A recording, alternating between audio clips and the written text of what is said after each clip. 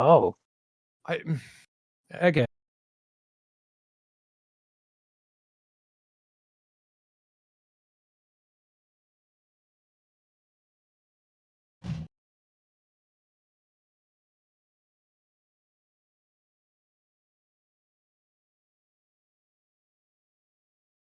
So how's everyone? Oh, they left. I think someone was going to microwave food and someone else was going to the bathroom. Yep. How did you enjoy being the sole survivor? It was fun. Especially when I was on my last breath, on my last skill. Yeah.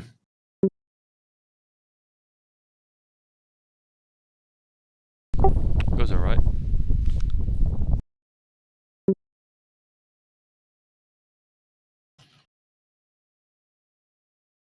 Honestly, I felt I didn't do much in that battle, except for the last few turns. Yeah, so let's see. Dissonant Whispers, not Dissonant Whispers, Vicious Mockery can be very powerful for its imposing of disadvantage, but less so for its. What's the other thing? The actual raw damage. Yep. It's one of the lowest damaging cantrips in. What is it? D&D. So it can feel quite rough as you kind of deal with that. I'm not sure if there is any other things that would otherwise be recommended. A lot of the power of bards comes through its other spellcasting capabilities and the inspiration that it can give to other players through bardic inspiration. I tried that, but it didn't work in that instance. As of level 2 now, also when you guys take a rest, you have Song of Rest, where you can actually play your instrument for benefit in those rest periods, where people get an additional 1d6 now when they heal during a rest. I also took a spell, healing word. Healing Word's really nice because it's a bonus action. So it frees up your action to make an attack or to otherwise do anything that an action requires. So, you don't forfeit your attack because you want to heal someone, which is really nice. And one of the reasons I like Healing Word over Cure Wounds, although it's less healing, it's a bonus action. Oh, really? Yeah. From there, so the town you guys got posted in is. I need to get better organization of these notes. Adventure.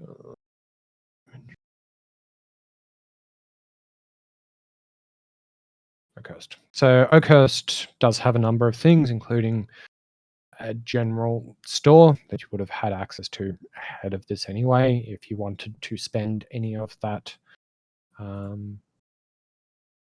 gold pieces that you have. For you specifically, Adrian, I'd call it out as you have proficiency with a hand crossbow, but you did not buy one. If I just look up the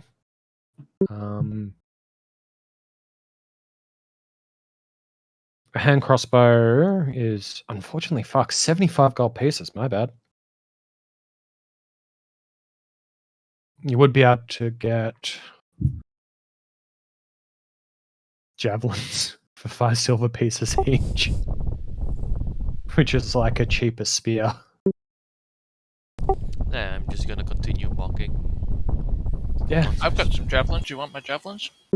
No. Oh.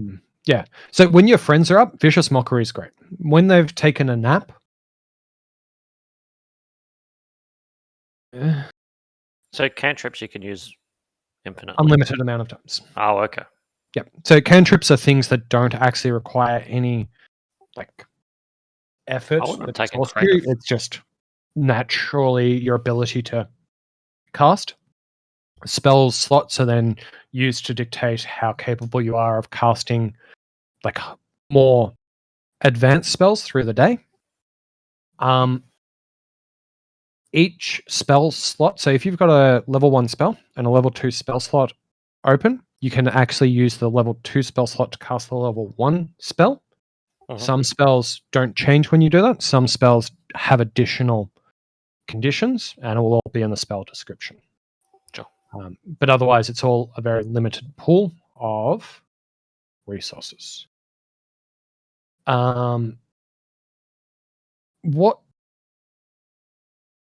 I can actually look at this because I have access to your character sheet. I don't know if you're at subclass creation yet. No, not as a druid. Let me have a look at your beast forms. B, C, D. Druid. Okay. Yeah, so you just got access to wild shape. Yep. But we haven't seen any beasts yet, so I would say that a lot of In your life, you've seen one. yeah. So that's kind of where I was going to get at, is that there be certain beasts that you would have seen in the past. I'm going to send you a link to a website.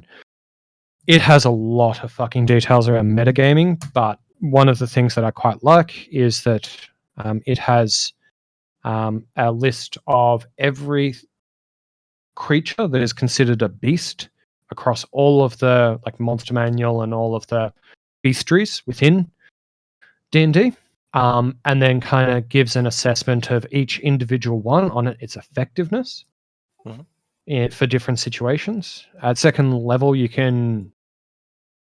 When do you pick your Druidic Circle? Actually, you would have just picked your Druidic Circle, right? It's on level 3. No, it's level 2 for Druid. Huh. it didn't give me Because an I option. had to pick Great Weapon Fighting, but I don't pick my Oath until next level. I thought it was the same time there. What would have been kind of some of the options there for Druidic circles? So you would have been given the option between the Circle of Dreams, Land, Moon, Nope. Shepherd, Spores, Nope. Star, and Wildfire. Nope. So the fact that you haven't is just concerning about why did you not get prompted for it. Let me just run through my test character creator and see if I can work it out. I swear it's level 3. I literally have it open on another screen, but I can link it in. Where are we? Druid. Classes. Druid. Yeah, Druid yeah. circle didn't come up. Yeah, no, you're right.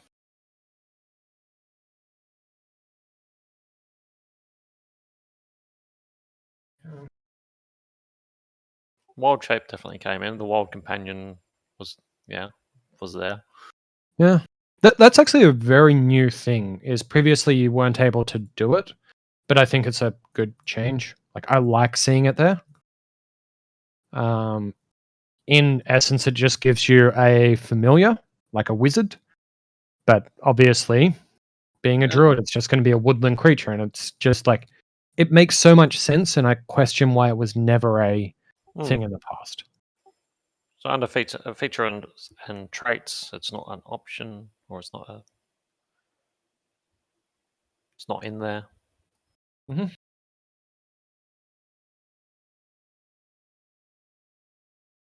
I'm literally just using the character mancer right now to quickly build out a really poorly optimized druid so that I can level it up and see what's missed there, to see whether it's something that can be missed or whether something's gone wrong or all of that. While you guys decide whether there's a game you want to play together, whether you want to keep running with D&D. Don't care. Either way. Same. So far, I've had Jordo ascertain that he doesn't care. Let's do this. I think 3 times, and everyone else.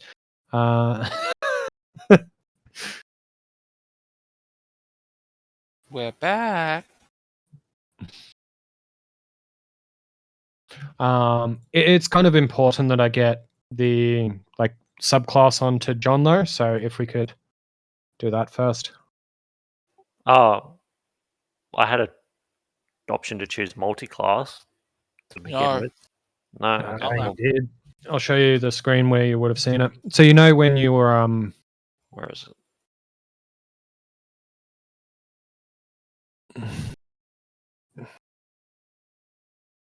the fact that it doesn't force you to pick a subclass is just the Yeah. stupidest fucking thing. I'm sorry. No, that's all right. Yeah, so I did that, rolled for HP, went to features and spells, and that was it. Druid Circle. There was a... well then how do I fucking go back now? Yes. Sec.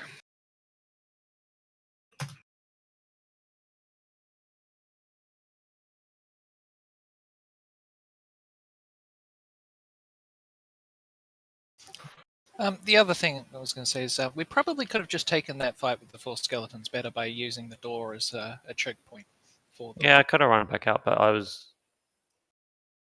So, I mean, I'm not really saying anything with that, just that it's your fault. You fucked up and you caused everything that happened after that. But I mean, I from certainly that, made a choice. And it turned out to be the wrong one. It is all learning. So, John, I've just checked, and you've bricked your character sheet. Awesome. So we've kind of got 2 ways of handling this.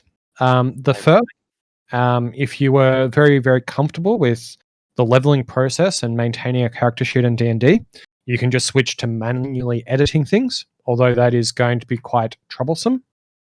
The way in which I would recommend you take it would be to relaunch the Charactermancer to start at level 1, refill out your character sheet, and then level it up to level 2 and make sure to not make the same mistake that was clearly not warned to you before you made it. Oh, I see. If I can go through the Charactermancer process, it might just let me... it's got everything filled in already. Cool. Yeah. So I would just take a little screenshot of your character and just make sure, in case you need to reference back to it, because you made a lot of choices just to get to level 1, but you should be able to get back there.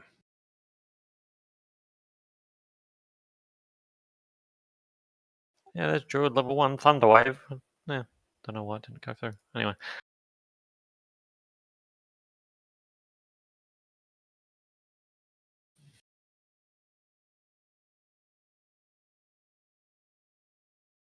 I feel like Create Bonfire isn't the most useful. Too bad.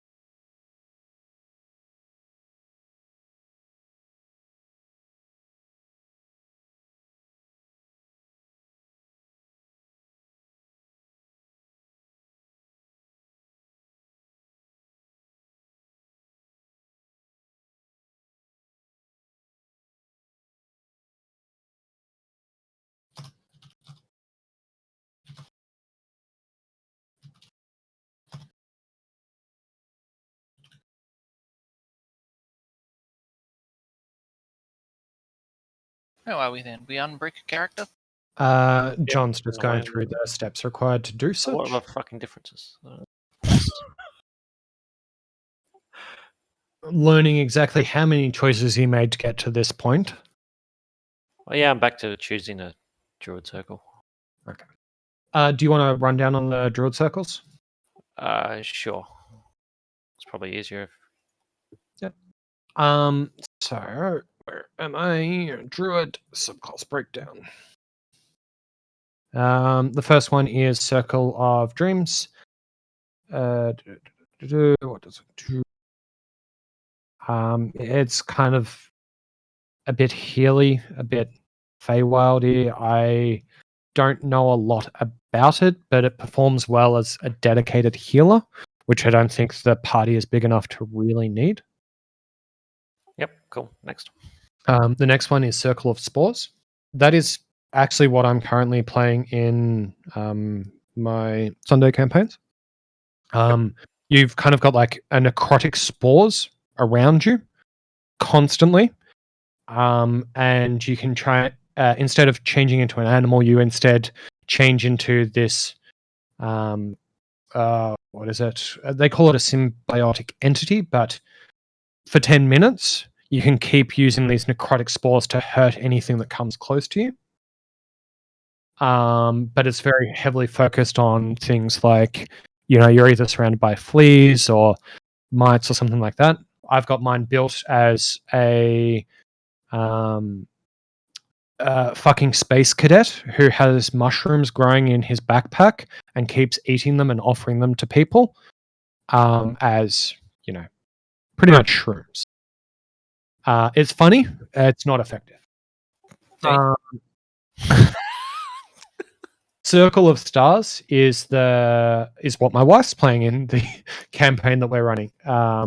So it is more focused on Boomkin style gameplay, where you transform into a Boomkin form, and you have like starry forms where you can either be very good at like dropping down like radiant damage, or you could be focused on healing, or you could be focused on focusing.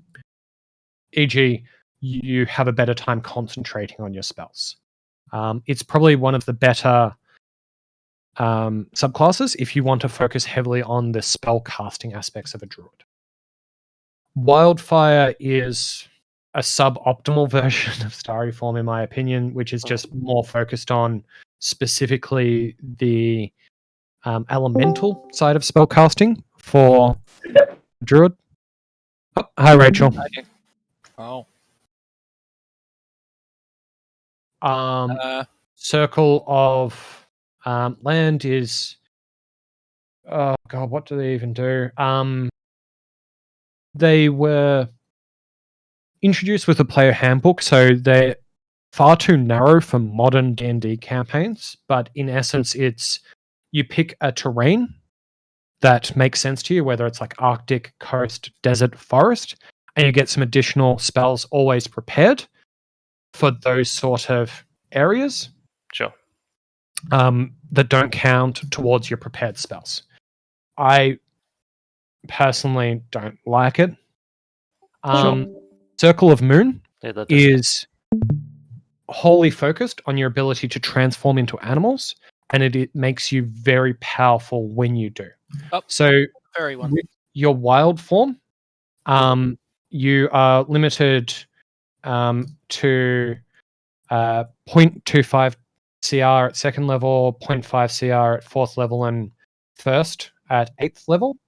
As a what is it? Moon? God, I'm switching. Moon Druid, you then get access to at level 2. Yeah, starting at level 2, you already get access to CR1 beasts, which is as good as any other druid will ever get. And that then scales up to your druid level divided by 3. So at level 6, you get second level CRs, and then all the way up to level 20, where you get access to CR like 12 or something. That list I sent you with all of the, like, if you go Moon, keep that list handy because it will be very explicit about the best things you can do. Max, I see. And you got different choices. Yeah, okay, cool. And then the last one is Circle of Shepherds. Circle of Shepherds is your summoner. So they focus more on being able to have more powerful creatures summoned under their control.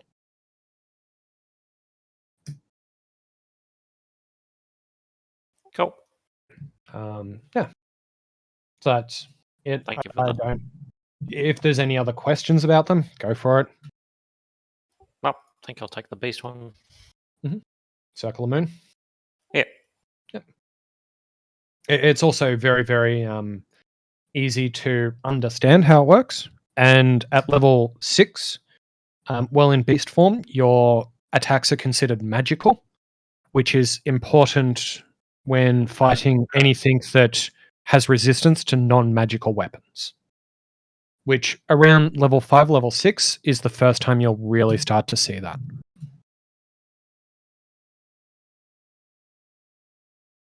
Unless you open the wrong door in this dungeon. Mhm. Apparently.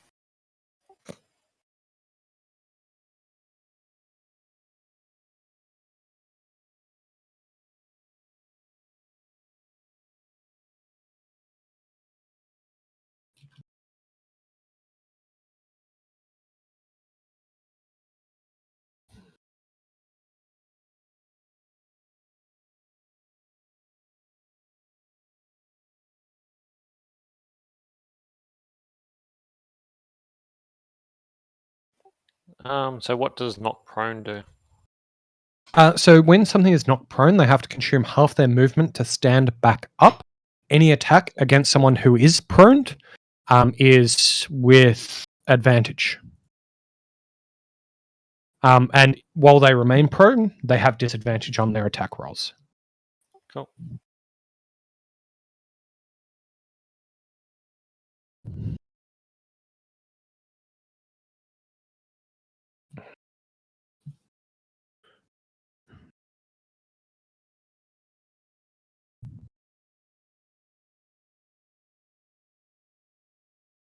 Yeah.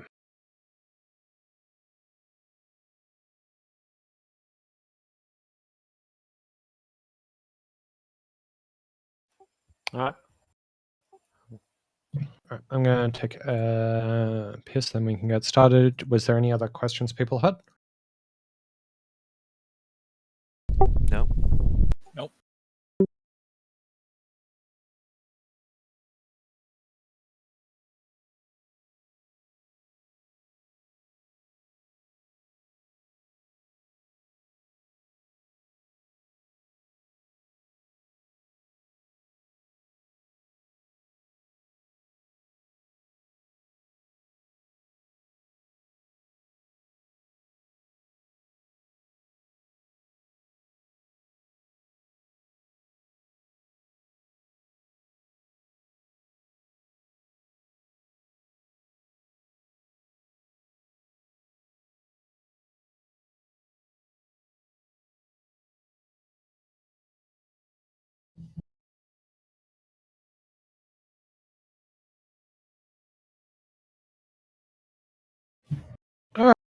Can get started again.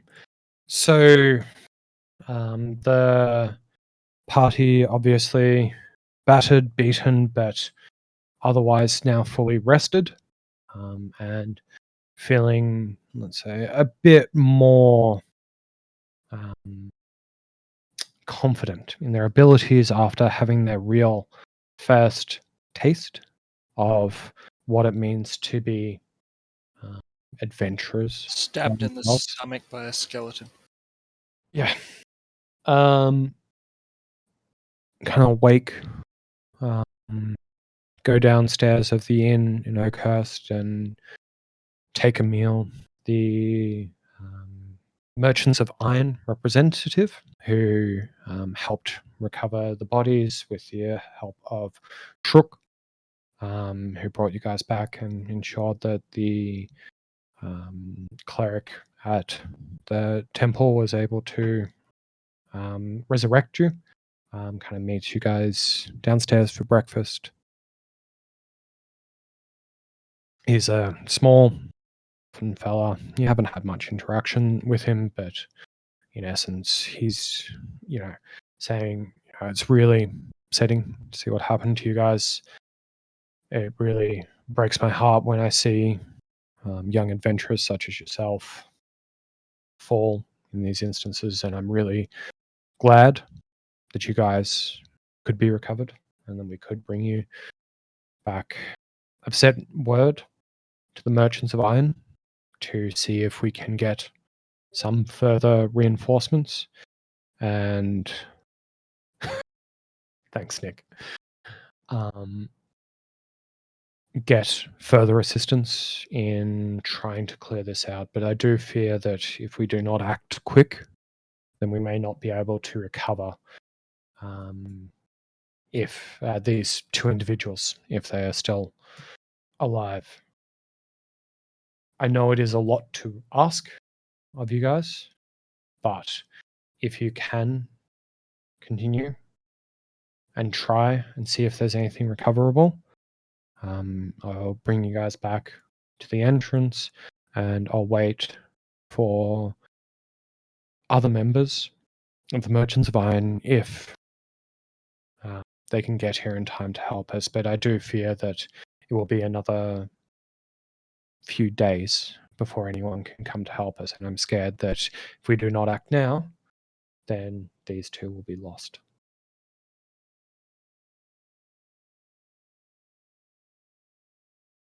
So yeah, from here, I think everyone's still feeling a bit broke and we don't have much shopping to do. But if you guys are ready, we can try this dungeon again. You are now in debt to the Merchants of Iron to the tune of 1,200 gold. You must complete all missions for them. They're gonna take my thumbs.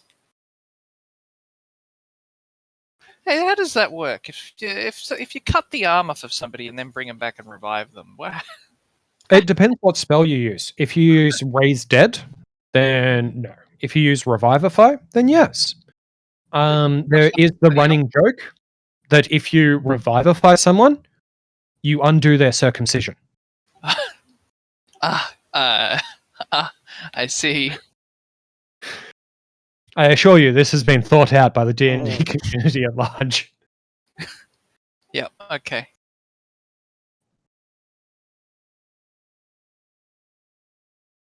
All right.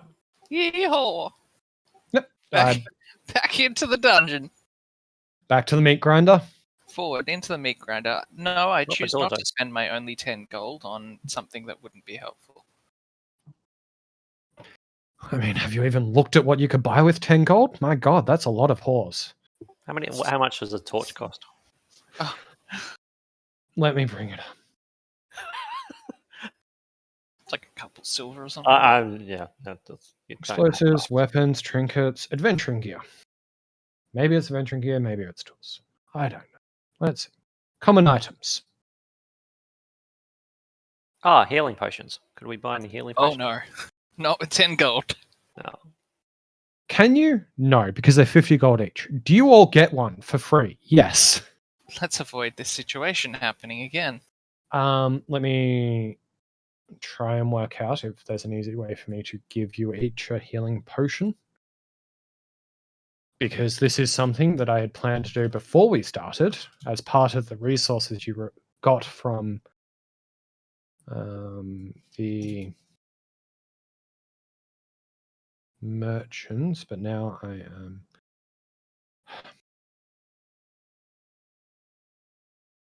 Perfect. I can just do it that way.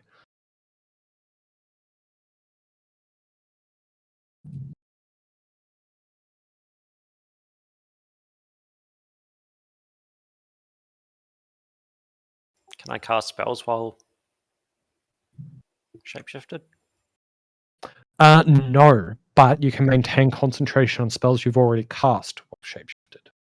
Cool. So by rules as written, it takes an action to drink a potion. I don't like that ruling, so I make it a bonus action. Huh. And the other part of it is that you can feed a potion to another individual, regardless if they're conscious or not. Because magic. Sure.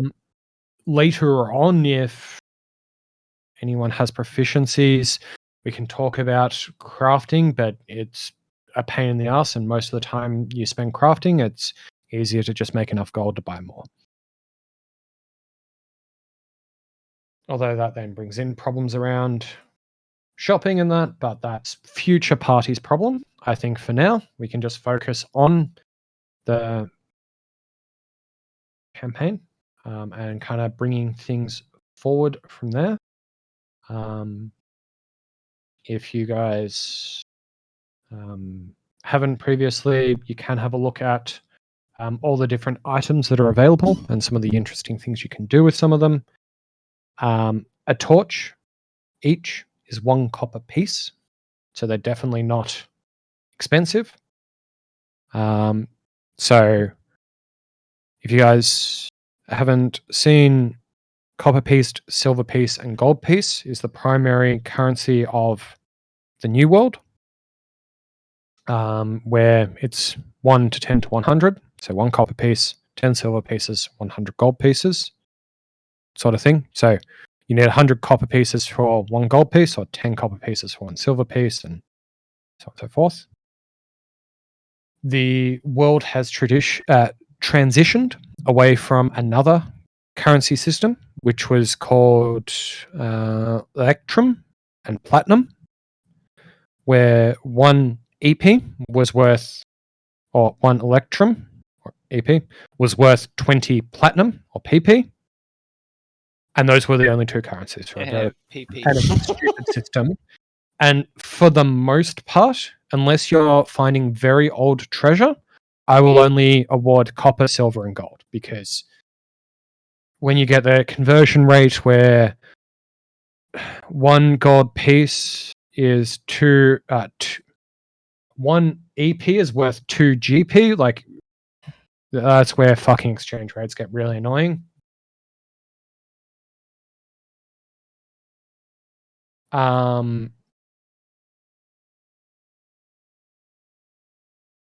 to think if there's anything I want to say.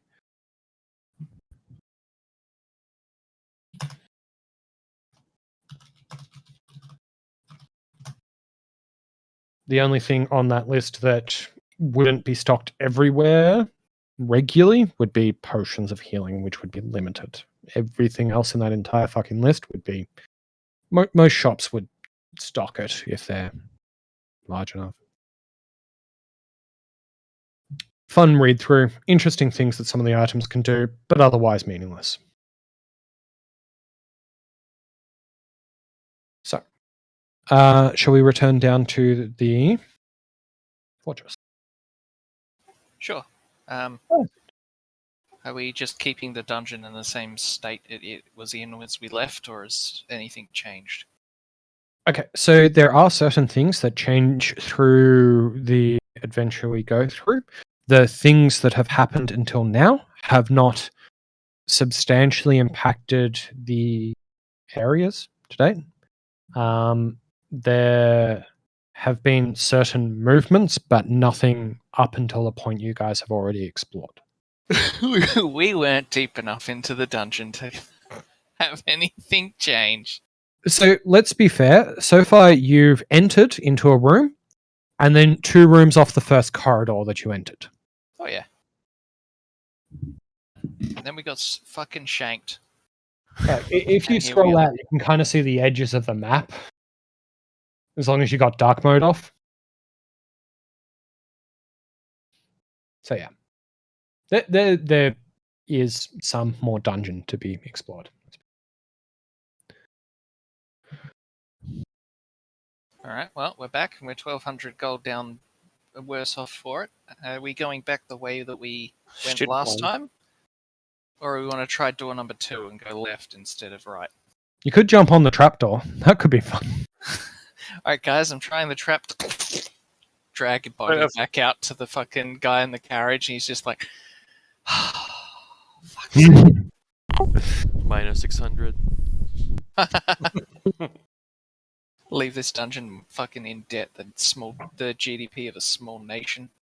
Because I'm curious, Huh? No, John, no. That, I wondered if it was automated or not, or yeah. nothing is automated. Oh, okay. Oh yeah, I cannot understate exactly how much prep work I have to do. It is at least like 20 minutes. Wow. He has to like click a button and then like read a thing, and oh my god. Yeah, one of the reasons I like Roll20 is because it allows me to use money to make problems not mine anymore.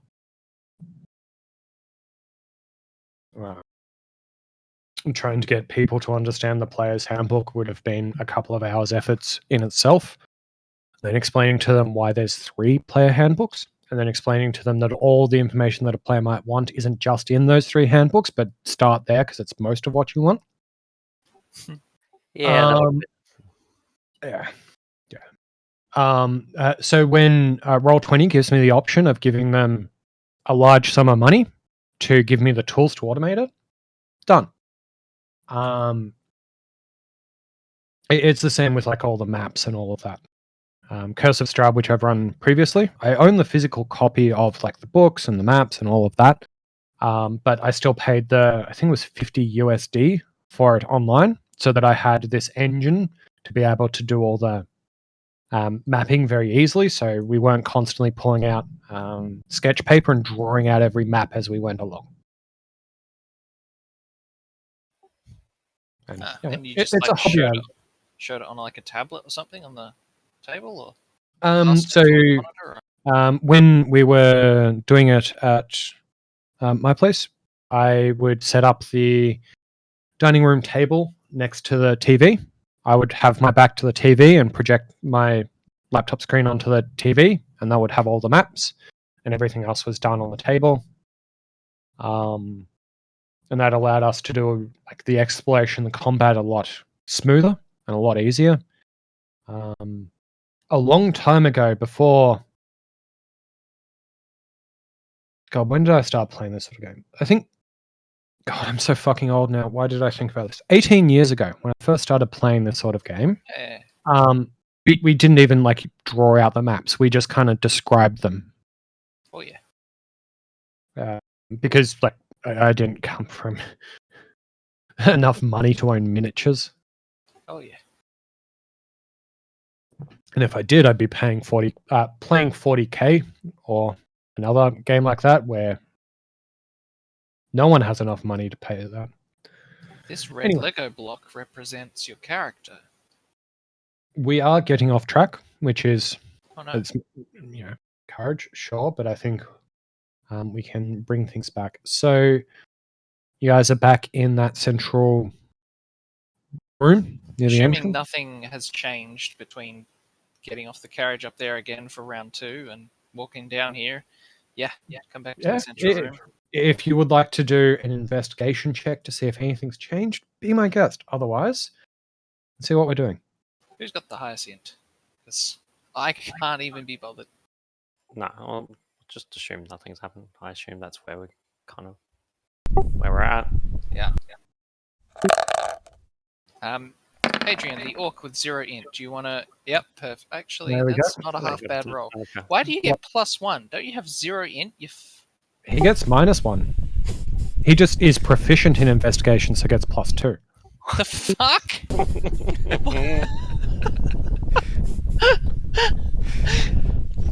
What? Okay. Yep. Let's see. Room 4, investigation. You kind of look around.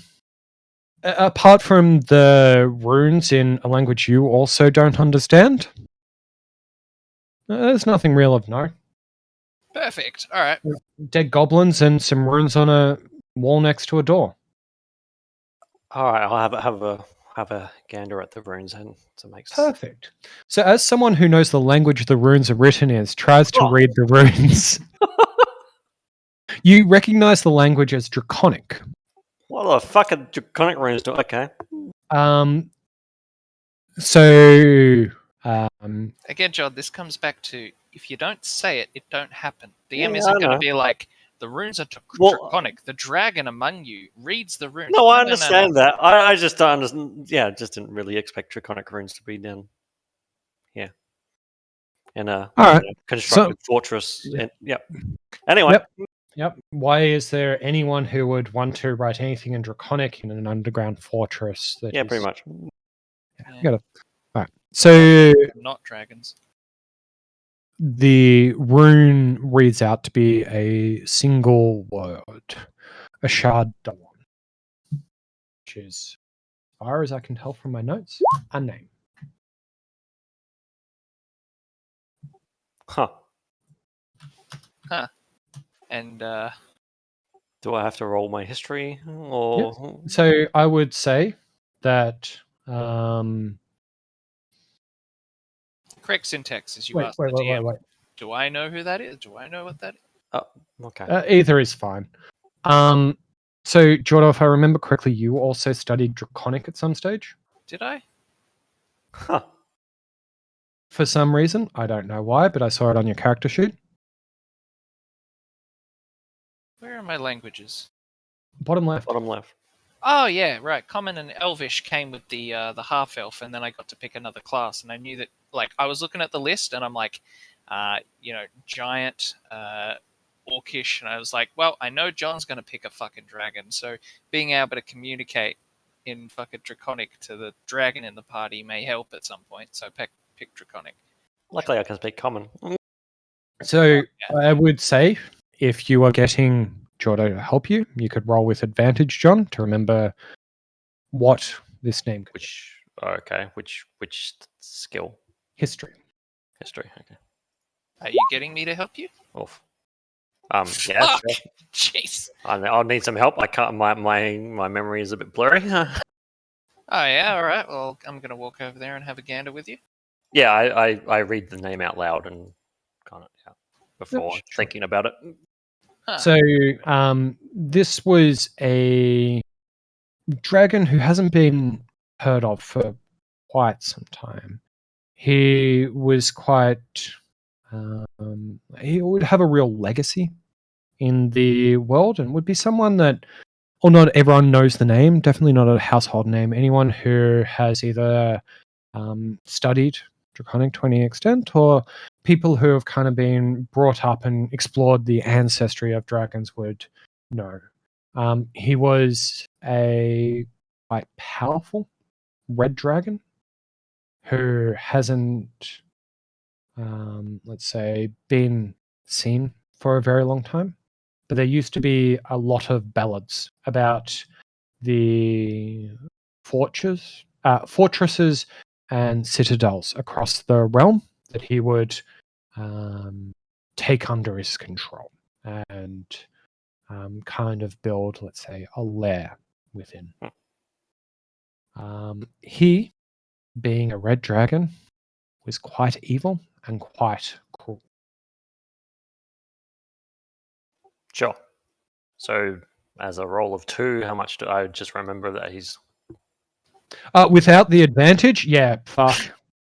Yeah. You think that's either Elvish name Oh, I see. translated to Draconic or maybe a dragon's name? It seems a bit weird to you. That's sure. Yeah. For this thing, I don't really. Yeah. Okay. Cool. All right. Because Yeah, I kind of assumed that you two would work together without you being explicit. No. Yeah. Sure. But it's funny to me. It's like it should be common, knowledge to all dragonkin, and then for some reason he knows. well, nothing not about it, voting or Liberal it's should be like- common knowledge, but people still do. So what I would say is that there is, without having had a multi-day session describing every event in your entire life Mm. up until this point, I would say that being dragonborn doesn't necessarily infer Sure. that you have had much interactions with others of your kind, Sure. or Also, those like, interactions German you've had background, could so have it's been probably- limited. So there's not necessarily a point in your life where you would have had this knowledge passed on. Sure. And yeah, you're right. You have a hermit background. You chose to be isolated for a large portion of your life, which means that some things that may be common not know. Sure. And part of like rolling these checks, especially when it comes to like history or things you might know, help you kind of build out your character in a very random fucking way, which is entertaining. Yeah, sure. I like the way D&D does it.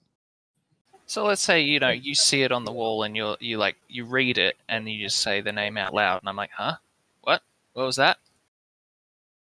And then proceed to give out a perfect history lesson. Well, given its advantage, what would happen is, like, given because we came to that conclusion because both of us have it, you would say, isn't that the name of a dragon? And I'm like, huh, you're right. And because I fucking hate evil dudes, I'd be like, oh yeah, isn't that evil red dragon? Cool. And I'd like patch in the knowledge gaps. That's generally how I would say Sure, that. I get it. Yeah, makes sense. Yeah, cool. Huh. Huh. So, And if you're both professional improv actors working in a commercial setting for a TV series, you'd probably be able to do that. yeah. Or just random cunts playing D&D. Huh. So, does that mean it like lives here or like owns this Well, ruin? You did at some point, maybe. Do the runes look old? Can I look and inspect, like, did the dying fucking goblin fucking write it in his own blood? Or, like, how do There's the a goblin runes node look you can- ancient? So it looks like the runes have been put there as part of the overall construction. It doesn't look like they've been crudely put into the like section right next to the door.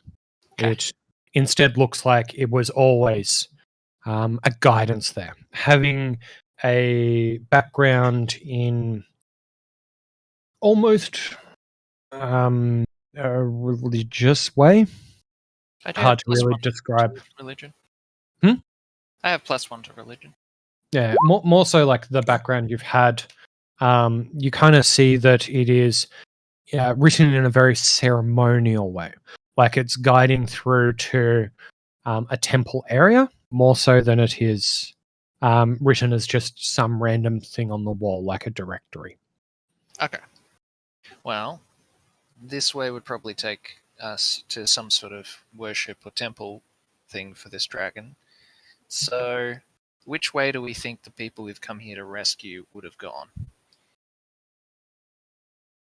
Again, I'm not really sure why the people that we're trying to rescue would have been down here. I think we've been lied to. And they said that they were, kidnapped by goblins? But the goblins are dead and we haven't found the bodies of the two. It's nowhere close to what I said, but keep going. Oh, all right. Well, help me out here. I should have probably Yep. written that down as a note. My character would definitely remember it. And Sure. I thought you said that. So But from this location, there has been goblins who have been bringing a fruit through to the town nearby. They bring every couple of months. Single piece of fruit has got miraculous healing abilities. I A remember merchant family. Did you do a Nick? And Fuck, maybe. A merchant family within that town, their children or their adult children had tried to come down here and find where that fruit was grown so that they could push out the goblins in favor of taking the fruit for themselves for their own commercial success of the merchant family. That merchant family has requested that the merchants of iron come and rescue those idiots from this location for a substantial reward. If the children are found to be dead down here, then returning with their signets as proof of death would be the objective. Okay, I can see how I came to the conclusion that the goblins had kidnapped them. Yeah, it's possible that that's exactly what's happened. But, yeah.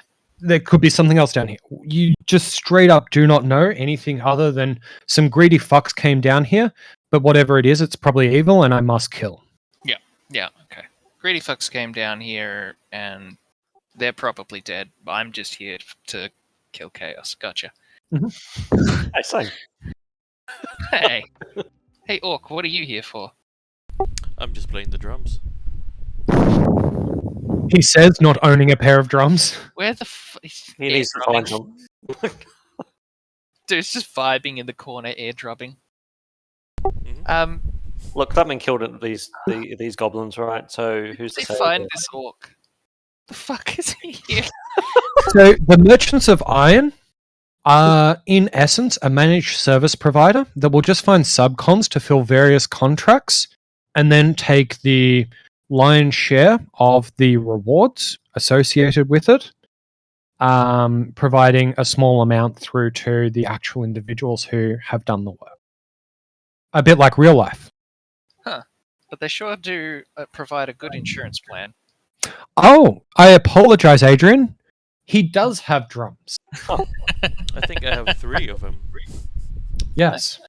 The mistake that I was making is he is not proficient with the drums.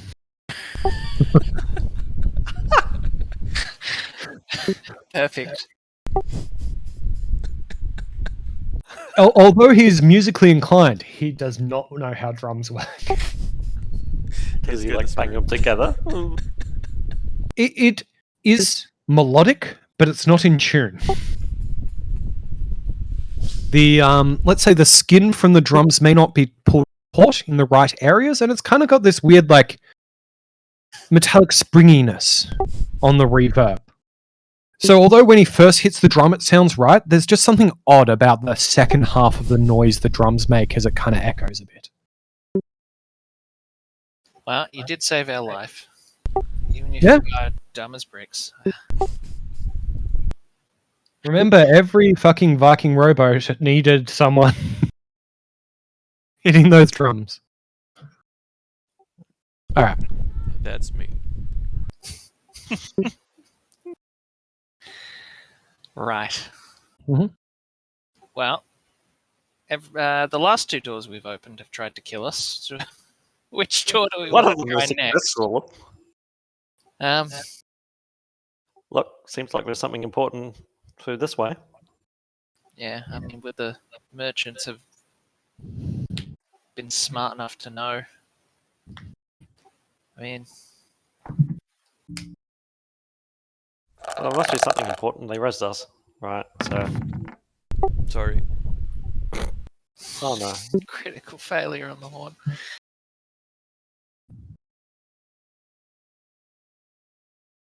While you guys think about the approach, I'm going to go grab another drink. You would.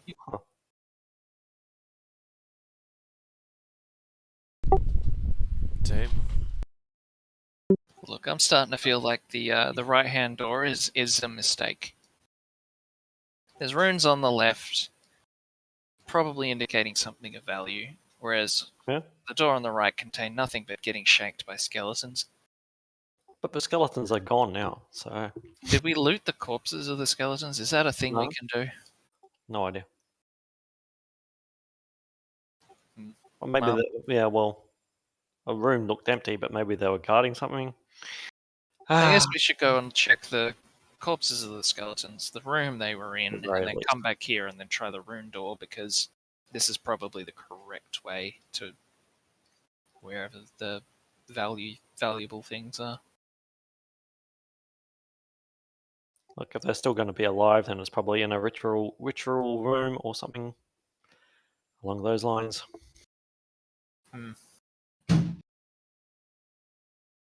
What do you So- think, Orc?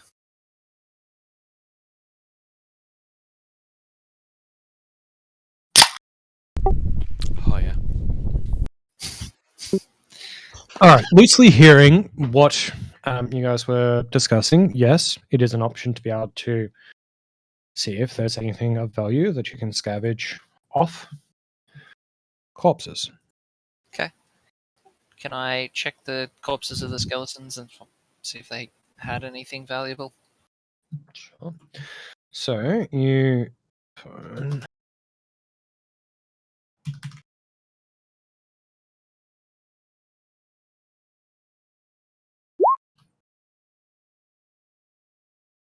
Ooh. You find 15 copper pieces and 9 silver pieces between them. In Nice. addition to that, their weaponry is pretty rusted and very much out of commission. Still does 7 damage though. If you wanted it as a weapon, it would still be effective, but you would find you would struggle to find any merchant that would willingly buy it off you.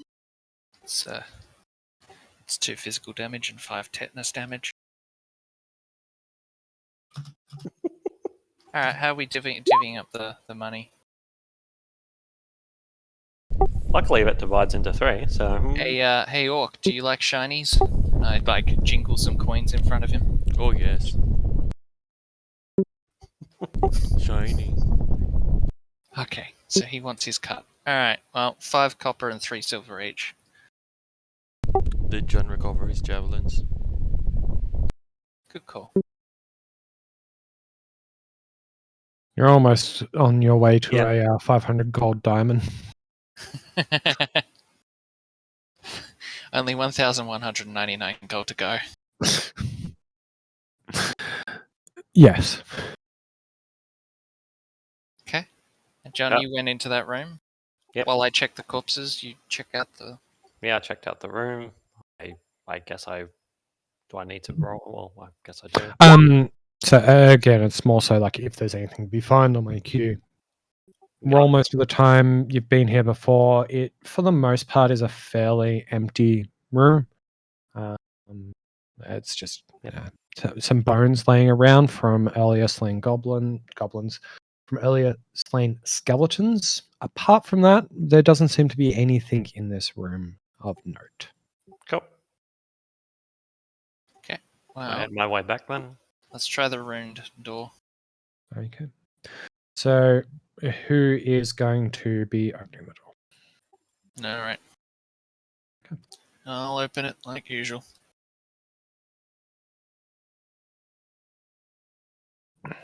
So, as we go into this room, Oh, the John, masonry.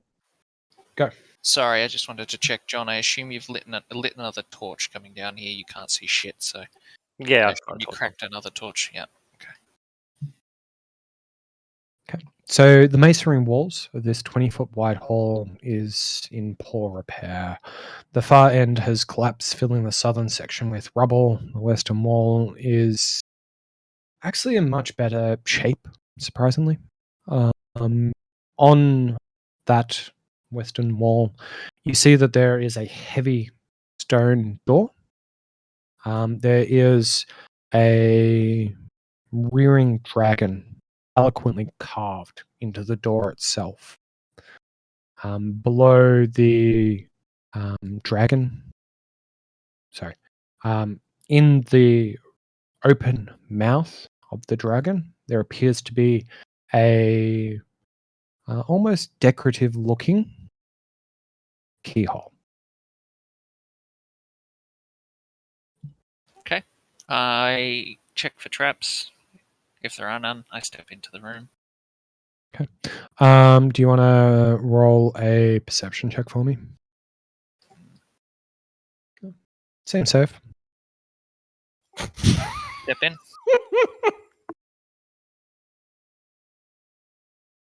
Okay, so I walk halfway into the room, looking around, can't find anything. So now I'm looking at the dragon statue. I've noticed the keyhole.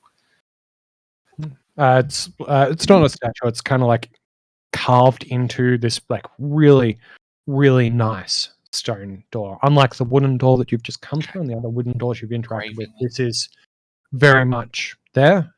From your background, you kind of understand that this is also a very ceremonial door. Someone's put a lot of money into ensuring this looks nice. I dare say neither of you know how to pick a lock, huh? No. No. I look at the orc, half hoping that he has some sort of skill with lockpicking. Nope. Oh, Oh no. okay. You okay, Adrian? No, I mean, I have 4 in sleight of hand. I think you That need helps. You- tools. So yeah, I think you will need thieves' tools to be able to attempt to pick the lock, unless you've picked them up until now. they're not items that are readily sold at stores. And Okay. it tends to take a lot of connections to be able to find the right people to sell your kit. Do rogues start with them in Yes, regular? Okay. And they're the only class that starts with them? correct. And they're the only class that naturally becomes proficient in them without taking a feat. Alright. Well, you two seem to be fucking off, but I go to the door and try to open it. Sure. I don't. The door does not even move an inch. It doesn't even feel like it's pushing up against a physical lock. It feels like the iron slab is locked in place. Alright.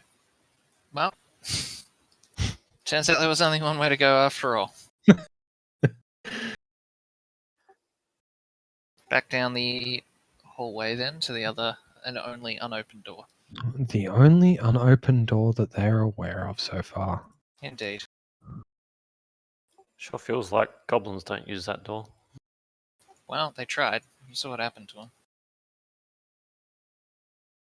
Although, that can't be all of them. Maybe the goblins just had the good sense not to open the door with the skeletons in it somehow. Alright, well, this door I'm going to check. I'm going to, listen and see if I hear anything on the other side this time before Sure. cracking it. Give me a perception. Okay. The sounds that you had heard the previous day from the very, very start of the area seem to be much louder behind these doors. It sounds like there's Oh, no. almost an echoing of quite a few. Let me just quickly check something. Oh god, why are you like this? 20? Why is this the way you want to do?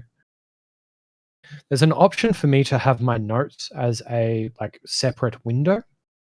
But if I click any hyperlink in those notes, it just errors out Nice. until I bring it back to the original. So let me just see. Behind this door, you can kind of, I would say you can pretty clearly hear not just that there is something talking on the other side of the door, but that you can pick up that there is something speaking Draconic. Not just one thing. Do I There's understand- almost a How do I- echoing. Sorry, I'm not trying to cut you off. How do I know when you're done talking? So I can. Oh, you respond? don't. You do not. There is absolutely no fucking way to know when I'm done talking. I am terrible at talking. Also, don't interrupt. Yeah. Sorry. Can I knock on In the door? essence, sorry, what was that, Adrian? Can I knock on the door? Of course. Son of a bitch! Why? Tronk walks over to the door and just goes, knock, knock, knock, knock, in an almost rhythmic fashion. It's just kind of like a moment of silent pause behind the door as the voice kind of goes hush and you hear some feet scurrying off. Did I You okay. So Jordo, as far as you can tell, there was just a couple of people just kind of shooting the shit. They weren't really talking about much. You kind of picked up that there was some derogatory terms for goblins being used, and that there was a very strong disdain for some goblins when, as you've got your ear pressed up against the door, knock, knock.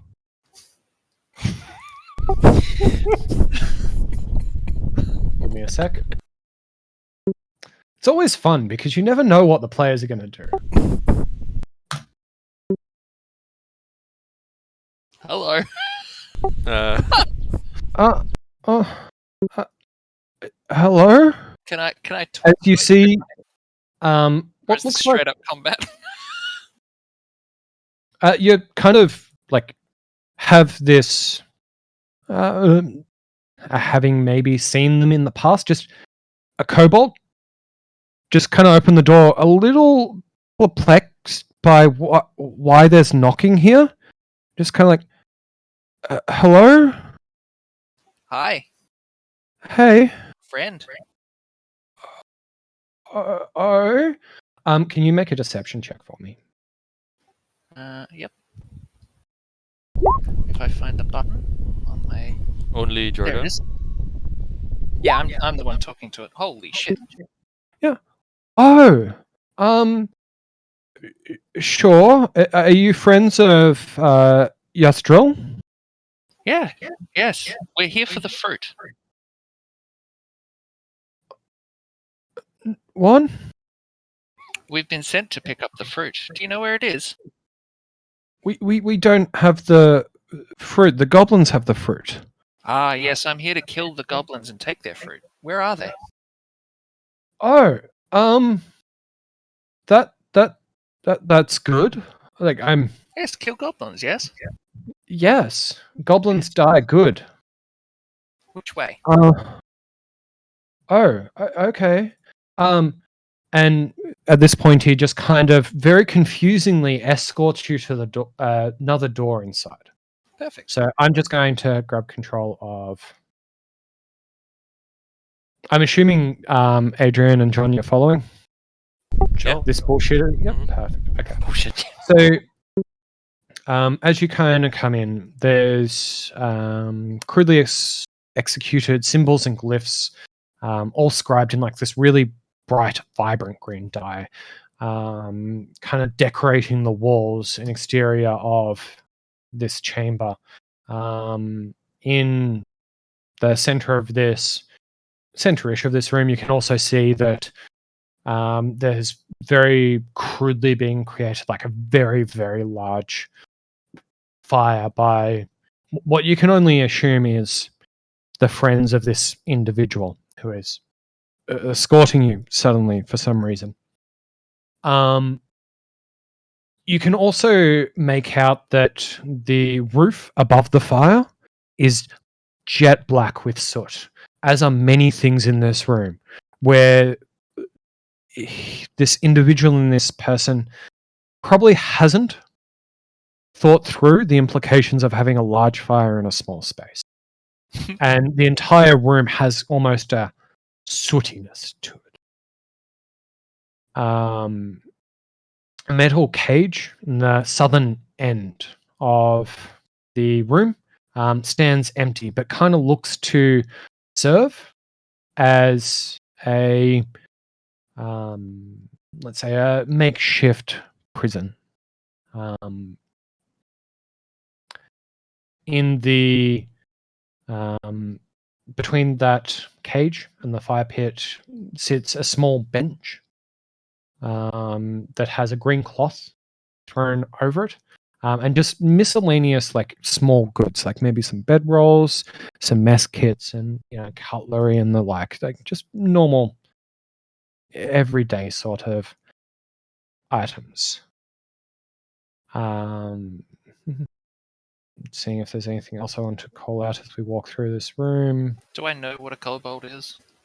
I would say that they're pretty common across the world to understand what a kobold is. Okay. If you are unaware of what they are, they're kind of the small reptilian things. They kind of maybe have come from the same descendancies that dragons would have, but kind of really shitty dragons.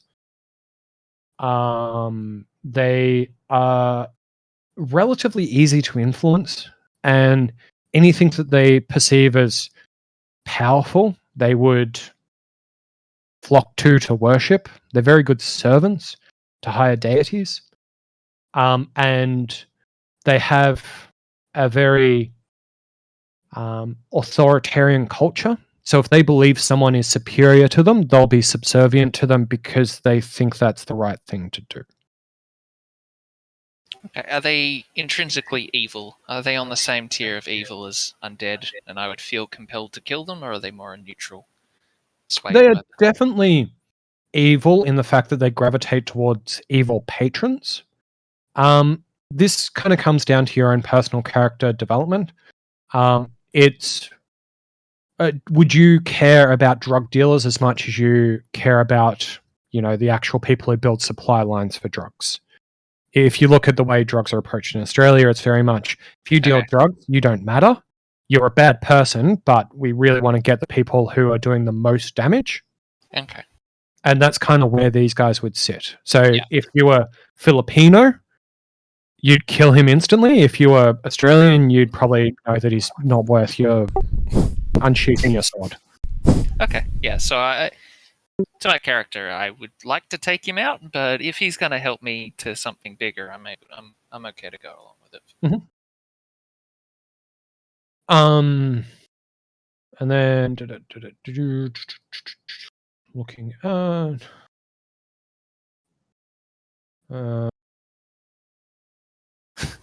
Making mental note to come back for him later. as he's kind of escorting you, he's asking, so you're friends of Yalstraw, yes? That's true. Yes. So you're here to you're here to reclaim our statue, right? No. Would never touch statue. Oh, but goblins take statue. Oh, I'll kill goblins. Then you can take statue. I wouldn't touch. Okay. You tell Meepo once you kill goblins, and Meepo gets statue. Mhm. Okay. Will do. As he brings you up to this door, opens it up for you. Where is So- Meepo? Meepo is the one right next to you on the left there. He's me. Oh, okay. He's Meepo. He's Meepo. Sure. He talks in the third person. Yep. He is an idiot. Like all Colmots. Okay. Be careful. Goblins bad. Oh yeah. No worries. Be back soon. I should Trying to do all of you at once and Roll20 just not a good platform. Why am I still talking like Meepo? Fuck me. I don't remember how to close the door. The door's forever open now. Best of luck, guys. Alright, we'll just pretend the door's closed. Alright, So, so he just escorts you off to the hallway and just kind of wishes you luck. no worries. Okay, so I go through and wait until the door's closed, and then I whisper to Coleson, be like, Did you see the cell? That's probably where they were holding the merchants, probably yesterday when we came in here and got shanked. They've probably been moved since then, but there was no blood. So where would they have taken them to? There was another way to go. There was another Yeah. room in there. But So do we think the goblins have them, or do you think well, I go think back and the way I think, get more information from the kobolds? well, if we're down here, I want to kill some goblins and take their fruit. And if we bring the fruit back, we'll probably get a bonus with 1,200 golden debt. So that probably would be a good thing. But if we get this kobold statue, he might let us look around. I mean, while he goes and gets the statue, we'll be able to look around his place, I guess. Maybe we can trade the fruit for the. Yeah, maybe. Trade Trade this. Yeah, maybe.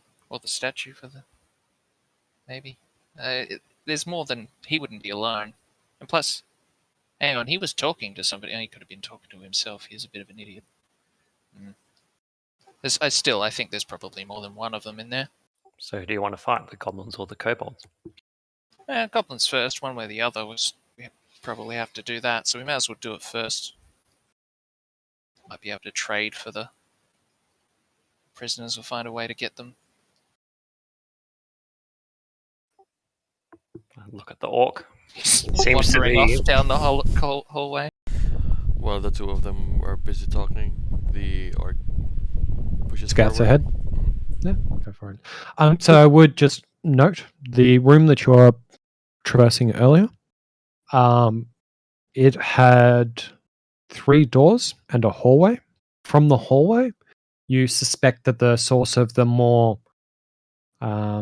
vocal conversations were coming, mostly in Draconic.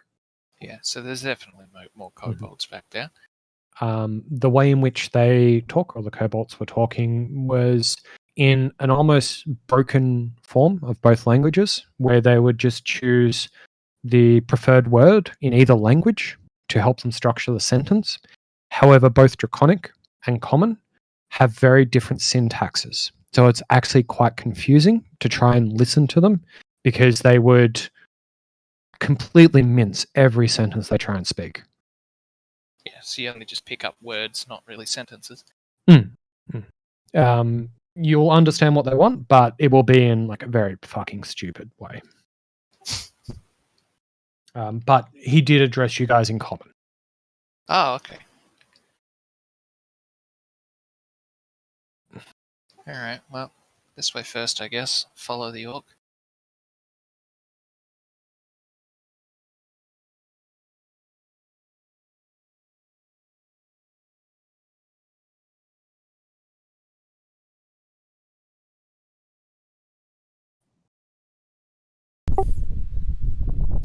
Pushing forward and forward through.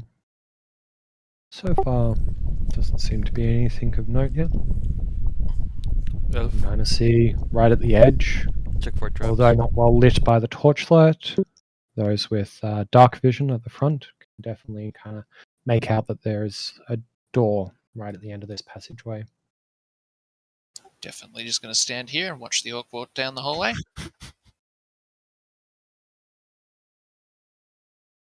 Guess there's no traps here either. Alright. I appreciate, for whatever reason, I've got Adrian's stream open, and I've got his Discord stream open, and I've got the GM layer open. So I watch him move it on the GM layer, then on Discord, and then on Twitch. It's quite entertaining. Okay. I'm open the door very silently. Ah, yes, the old stealthy orc. So Stealth you roll? kind of slowly creak the door open. It's a fairly normal wooden door, like you've seen at most locations outside of that one there. I've accidentally deleted part of the wall for lighting specifically, but it's not going to matter. It Okay. just looks a bit weird here. That's fine. As you enter into this chamber, 25 feet by 20 feet, the only thing of note, as far as you can tell, it just seems to be like some rat droppings, and it's a bit dusty, but apart from that, it looks empty as you enter in.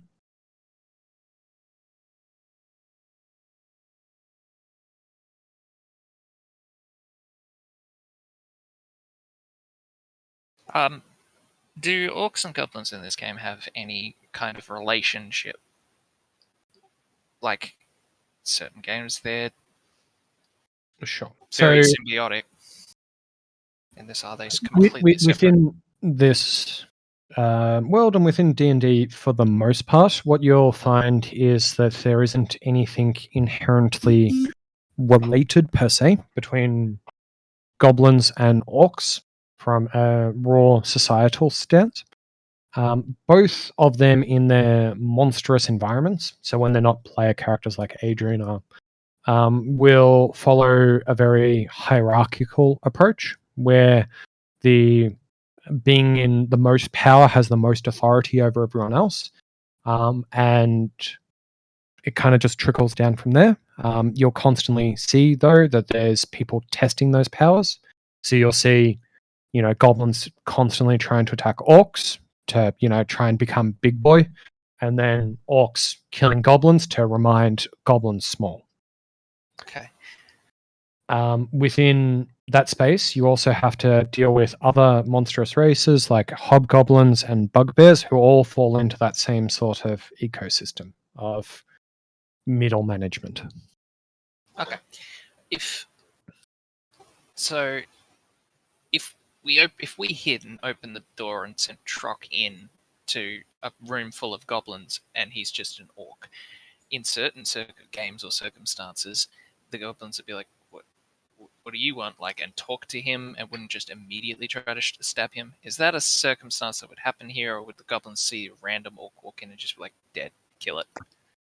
They would see a random orc that they are not familiar with walk in, and it is again the whole hierarchy where if an orc walks into a room with a single goblin in it, the goblin's going to be hesitant to attack. If there's 10 goblins in a room, they will attack because orc alone. Yeah, okay. You could obviously, like, commonly when you're having like intelligent conversations with other creatures, you would use deception to try and overcome things. In that sort of relationship, you could instead use intimidation to overcome the relationship. Okay. Well, alright. Well, I'm gonna share my plan with Collis and then be like, should we send him in? Get him to deal with the goblins? Nah. I mean, if there's more of them than there is of him, I don't really want to be trying to fight them all as two.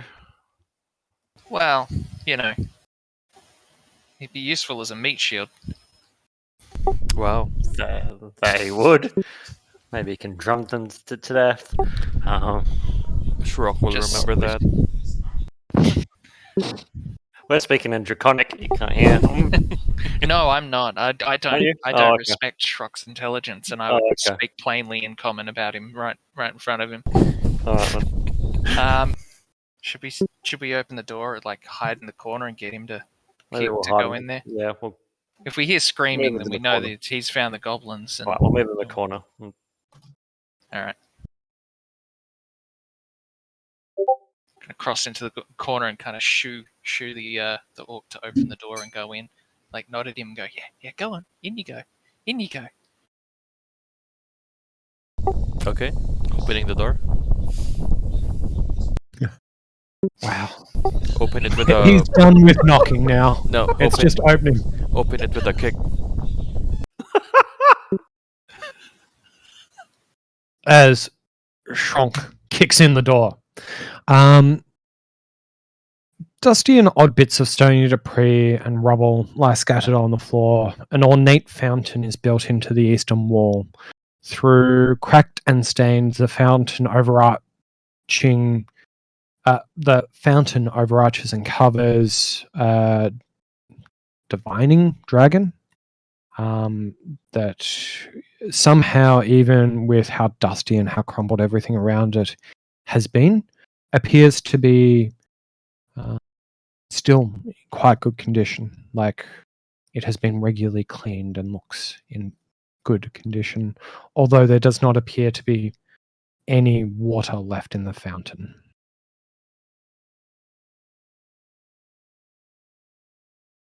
As there's no screaming, no talking either, I assume the room's empty, aside from the orc.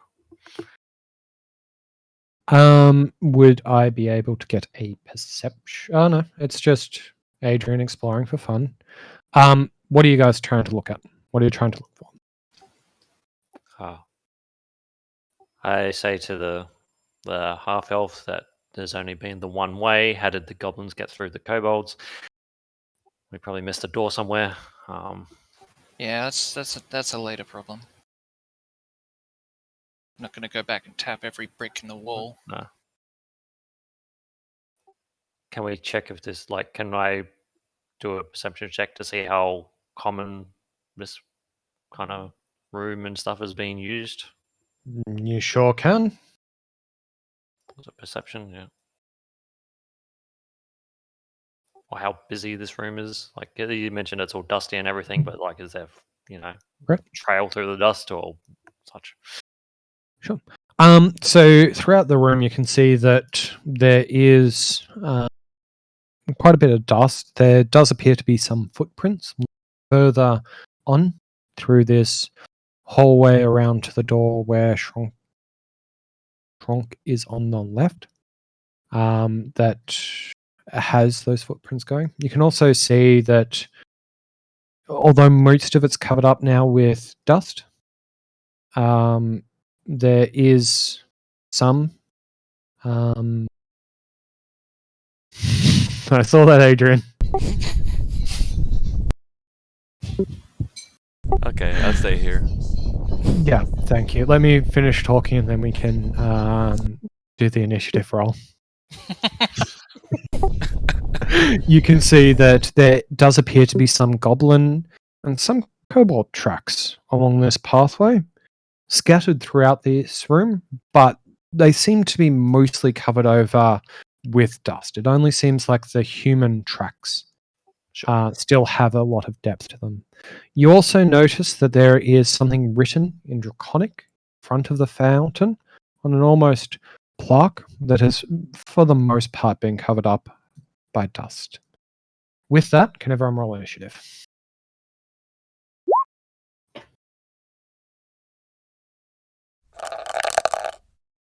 Congrats on your 20. Yeah. Thanks. Scratching a 19. We're With a going to use 19, that he turn gets to. 21. We're going to use that that starting turn to just get close enough to be relevant to the fight. Yeah. And then grab these creatures. Too many layers to deal with.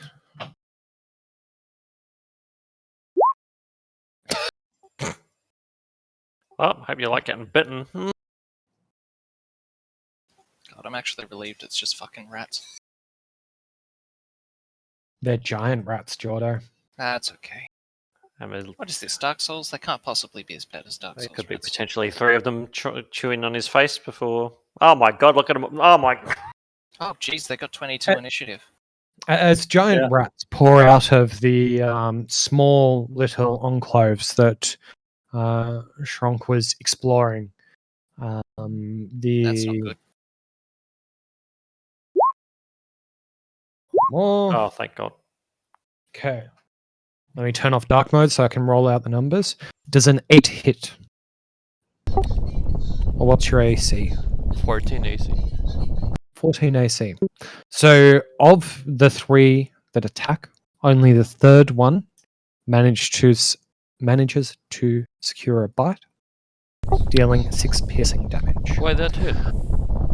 Because rats have something called pack tactics. A rat has advantage on an attack roll against a creature if at least one of its rat allies is within 5 feet of the creature, and the ally isn't Fair. incapacitated. So because it has another rat next to it, it gets advantage on all attacks. All 3 of them do.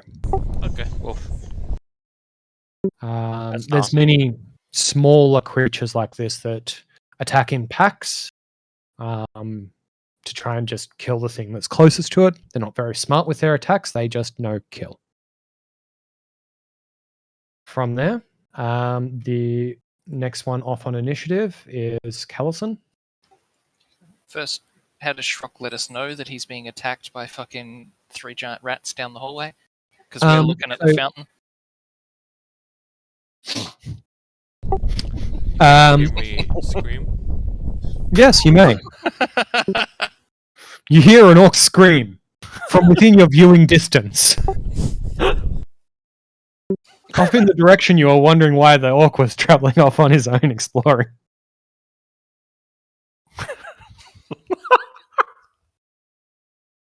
Does Callison offer any aid? As tempting as it is to just watch what happens. I appreciate it when the other 2 went down. Like, Shrunk stepped up. But when Shrunk is at danger, it's like, no.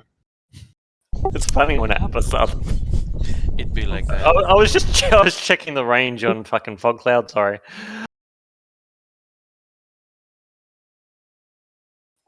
Okay. Yeah. So if you impose disadvantage on something that has advantage, it's a straight roll, no matter how many levels of advantage or disadvantage Yep. it has. Okay, cool. Oh wait, so yeah, sure, cool.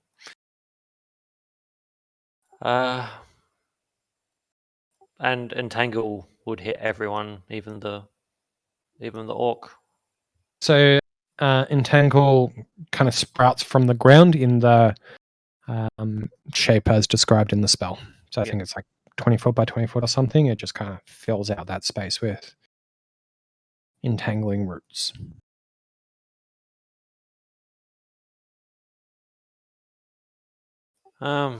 Okay. Well, then I'll cast entangle. How do I mark?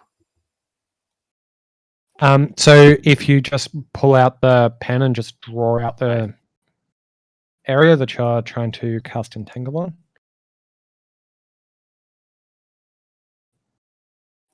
Okay. That makes sense. Well, we're 20 foot behind. Yeah, that wasn't wide enough. Oh well, whatever. So Is let's it a 20-foot see. square? Or is it? Yeah, God, that's fucking what? 4x4. 4x4. Oh, I Yeah, did 4x4. Cool. Yeah, so I cast that to Yep. try and hit the back rats. What's the range on it? 90 feet. Oh yeah, that'll do. So they need to make a strength check or be grappled. 17 and 7. So left to right, clockwise. The one on the left would have made that save, I'm guessing. What's your DC? How do I know what my? Oh, On your spell sheet, top of the 12. Yeah. 12. So one of the two rats is then kind of restrained and can't move from its current position. Oh, that sucks. Yep. So I'm just gonna move up. Okay. Oops. Yep, that's a rectangle.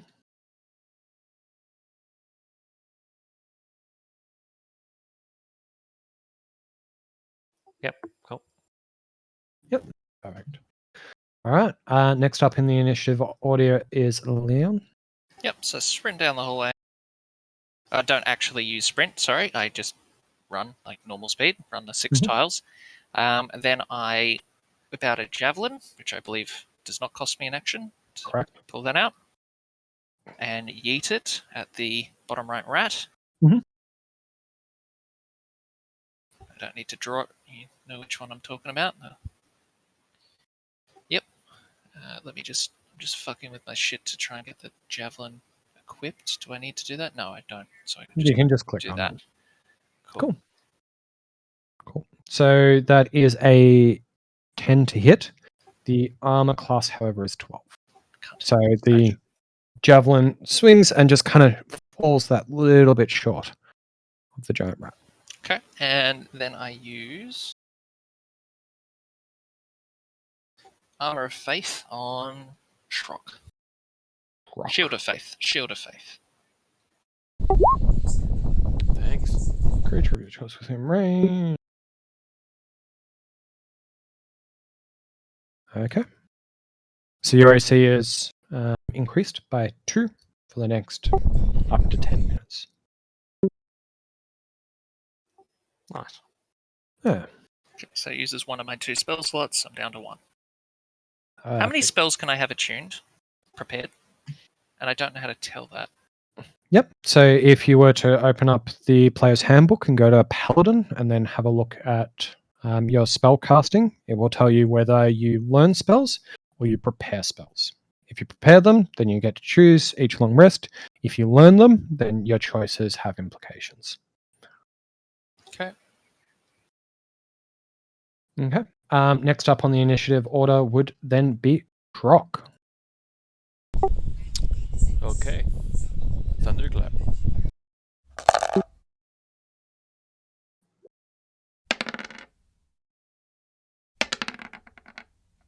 Going for the Thunder Thighs. Perfect. So I need to make Constitution saving throws for each of these. Right. 1, 2, 3. Fucking one of them rolling double nat 20s. Yeah. Each creature must succeed a Constitution saving throw or take 1d6. Okay. So Makes you The- feel any better. The entangled one was the one that got the 20. the first two save, but the one in to your right, Shrock, takes 3 damage. 3 thunder damage as the sound of your thighs slapping together kind of echoes through the hallways. And the little rat winces in pain.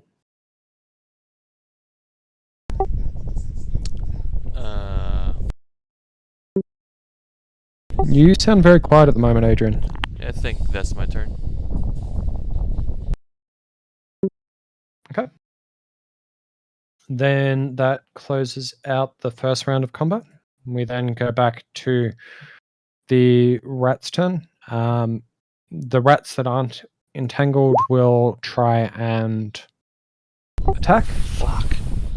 And the one that is entangled will try and break free. It doesn't, at least. So, what's your AC at the moment? Strong? 14 plus 2, 16, both hits. So that's 10 points of piercing damage. Why did you even try? And 2 HP. the rat is not able to break free of the roots that hold it. Alright.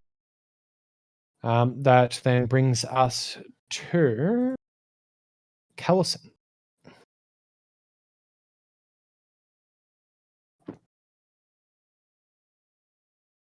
Okay, seeing that the orc is probably getting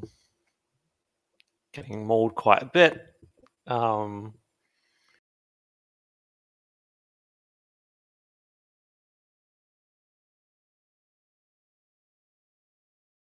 Does that count as being within touching distance, or like? Yes. Yeah, cool. So anything that is adjacent to you, even diagonally, is considered within 5 feet or touch range. Cool.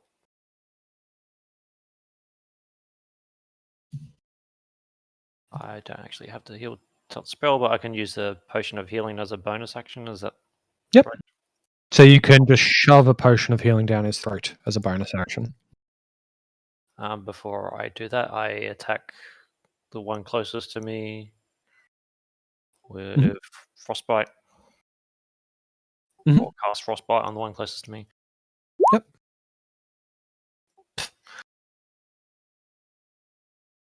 It gets mildly cold. Mostly Yep. the. Yep, cool. Yep. It's a So disadvantage. this is the one that has taken the most damage so Yeah. far. It's looking pretty weak and it looks pretty frosty. The rat sneezes.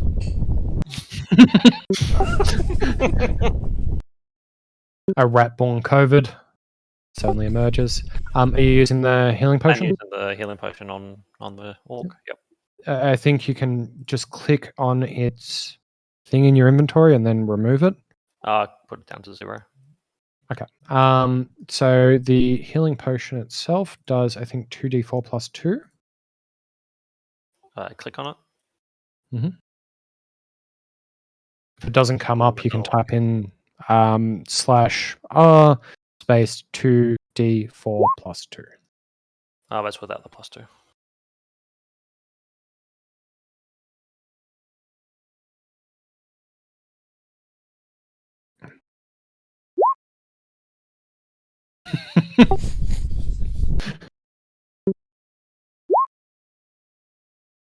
There you go.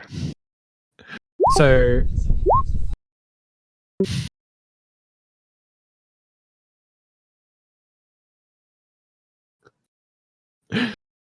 Shrock, you kind of feel your recent dragonborn compatriot just kind of grab you by the back of the head and just shove some mysterious liquid down your throat, and it's quite refreshing and just you feel strong after whatever it is has just entered your throat.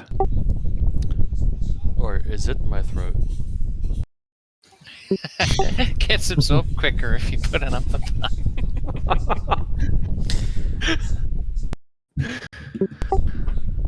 All I Oh, know yeah. that is that he's behind me. Yeah, he is behind you, so yeah. Either or also can. Sure. Leon, I think you're up next. Yep, that's the draw too.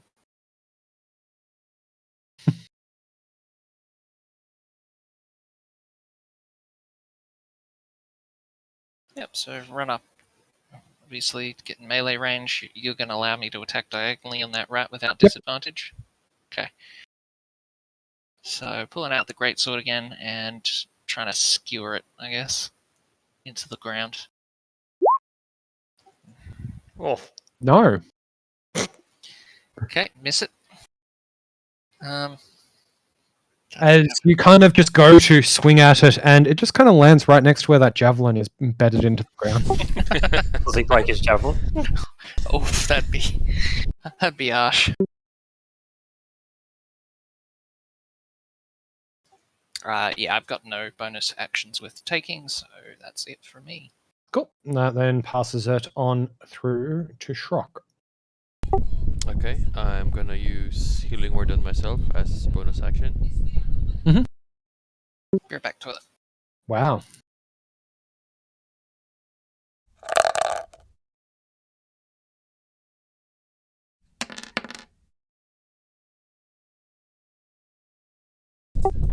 Okay, +6. Mm-hmm. Back to 15 HP.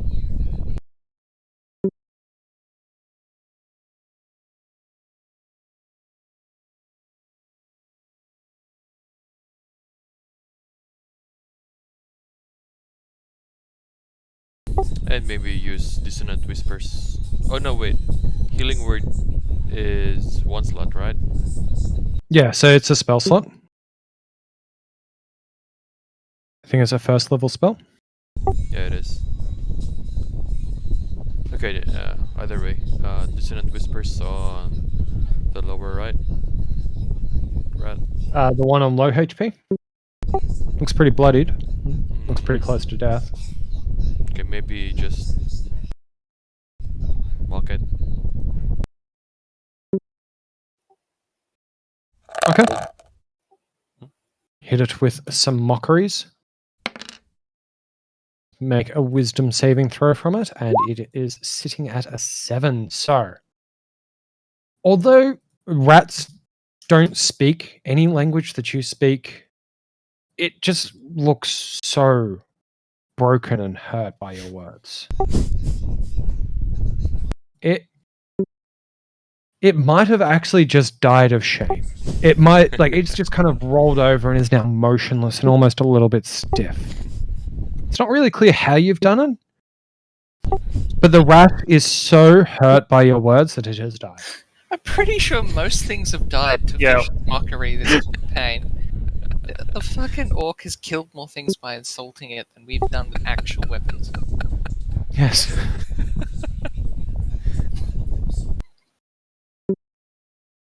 Hey, you're a rat. Then it dies.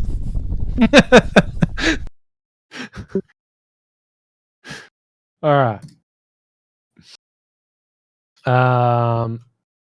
I think that's your turn. Anything else? That's it.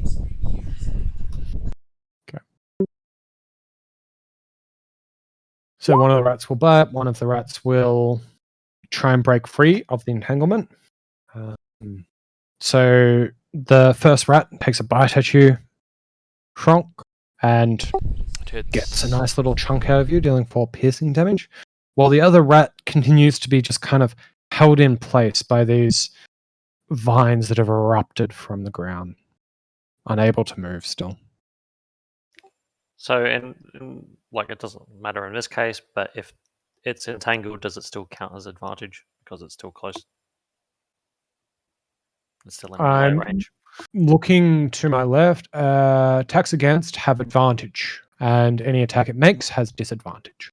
Okay. So yes, it's pretty much the same as prone, except you don't get to just stand up. You have to actually physically move. The other thing of note is while they're restrained, they have disadvantage on dex saving throws. So if you layer restraint onto like area of effect spells that leverage dex saving throws, then you can more reliably do damage from them. Cool. Thank you. Yep, no problem. So that kind of closes out their turn, and we go back to the top of the order, which is Callison. Kicks off round 3. Cool. Sure, I'll use then Frostbite on the entangled one. Mhm. Oh, the whole 1 damage again. Fucking hell. Does fail, taking the damage as it, just kind of frosts over as it's trying to break free of your restraints. Get shit on rat. Yep, cool. That's it. Cool. Then moving down the list, we're on to Leon. Hey, so what's to the left here? Where is that like an open doorway? Can I step into there? Oh, Yep. but then I wouldn't be able to swing past because the wall and the Correct. door would be in the way. So I'm going to just step But onto this the corpse. rat, it's dead. So it takes 10 feet of movement to move onto it, and then 10 feet of movement to move off of it. But I think that doesn't really affect you. Mhm. This rat's restrained, the other rat is not. Do I get advantage when attacking at the rat which is restrained? Yes. Yep, cool. So that's the one I'm going to do. Actually, just checking on the HP. Are they both relatively high on HP? Yeah. The one directly in front of you has 1 less HP. That's the one that got hit with the frostbite, and the other one's Mhm. fresh. So I'm just going to hit the restrained one for advantage with the greatsword. Go for it. It's going to turn it to a rat shish kebab.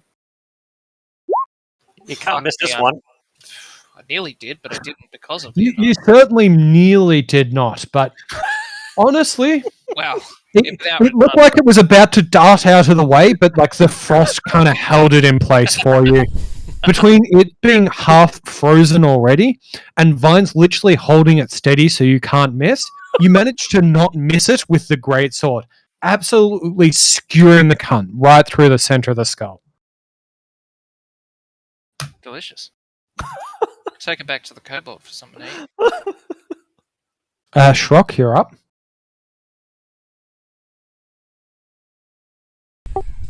Hmm. I see Shrock's mic lighting up, but nothing coming out.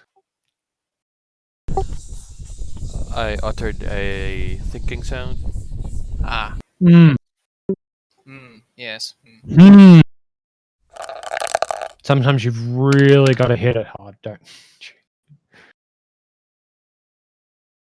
It just looks so fucking deflated. Like, it doesn't quite understand why it's being called a rat, why that hurts so much, or what a rat is.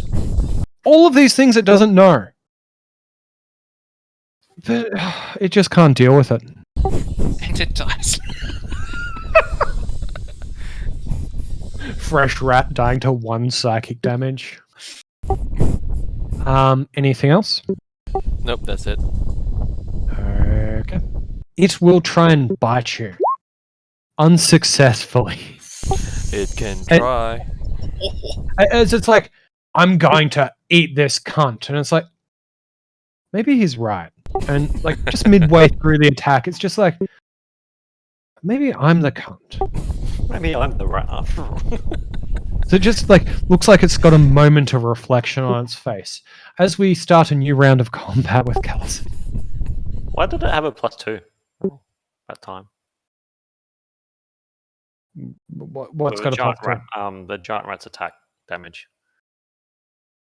Like they haven't had a +2 like on it on the roll yet. So why True. did that one have a +2? I'm currently looking. Like what's changed? Now it's solo, so does it get a +2 on attack because it's solo, or 2 plus. The DM is currently reading the manual. Yep. Okay. So if you have a quick look on the right side, you can see the green 24. That means that a nat 20 was rolled, and the dice need to be rolled twice. So if that had been a roll with advantage, we would have included both. But because it was not, we only include the one on the left. Okay, cool. Yeah, because I frostbite it. Yep. Oh, the 1 damage again. Does this not do anything more than 1 damage? Technically, there's a chance to, but no. It fails and does take it, as this one also, like its fur kind of ripples Almost up. feel bad. Fucking. Fucking just yelling at them and fucking slowly fucking torturing them with an ice cube. But guys, Fucking animal cruelty was RSPCA. not. Yeah, animal cruelty was not something I covered earlier, so I guess it's fine. At least I'm being fucking merciful and Right, yep. That's the. Okay. Which brings us on to Shrock.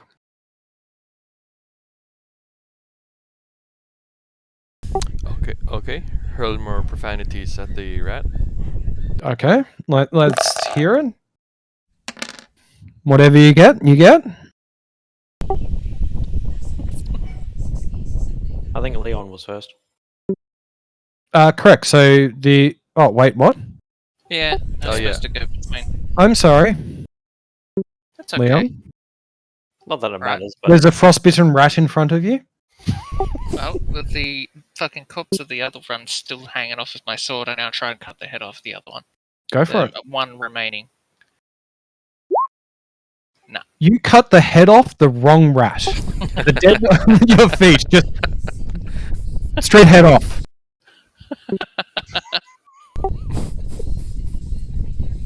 That's it. That's the turn. Carving them up. And then obviously the other rat takes further 2 damage from vicious mockery as it just looks cold and deflated. In essence, this rat is now Russian. As we start round 4 of combat with Callison. does the rat roll? He's so deflated Sure he doesn't do want to. try. It fails horribly. Nice. Hey, 1 damage. Jesus All Christ. once in a row. Are you fucking If kidding? it makes you feel any better, it made the save, so it didn't take any damage. All right then. And Leon? seeing as my half-elf companion's expertise with the sword, I take a step back.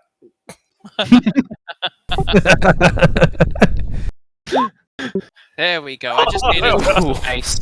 Alright, so now having fucking skewered the one rat and then cut the head off of the already dead other one, that leaves only one that's actually still intact, and I now know which one to then jump on. Yep. Fucking absolutely brutalizing this thing. You split it just straight down the center.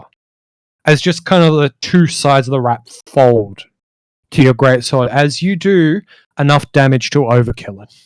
Oh yeah. How much HP did it have before it dies? 3. Splat. Oh, nice fight. Alright, is combat over? Mhm. Well, I smack the orc in the back of the head and say, "Don't wander off. Stay. Heal. Bad orc."